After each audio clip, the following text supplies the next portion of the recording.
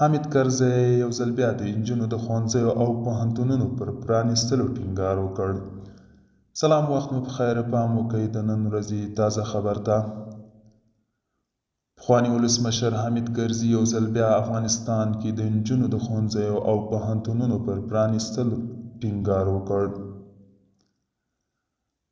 ښاغلي کرزي په افغانستان کې د ملګرو ملتونو ځانګړي استازي سره په کتنه کې ټینګار کړی چې د نجونو پوهنتونونه او ښوونځي دې پرانیستل شي، او له ملګرو ملتونو یې مننه کړې چې ښځو ته یې تعلیمي او اقتصادي اسانتیاوې برابرې کړي دي. پخواني ولسمشر په ټولنه کې د میرمنو ونډه اړینه بللې او غوښتنه یې کړې ده چې لا ډېره همکاري دې ورسره وشي. هغه همدارنګه په هېواد کې د پایداره سولې او ثبات لپاره ملي تفاهم اړین بللی دی.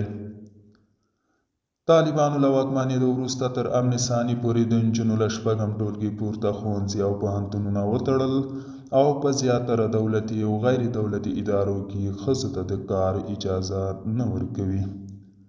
دوستانو، دا و د نن ورځې چمتو کړی خبر. تر بیا هم په الله سپارم.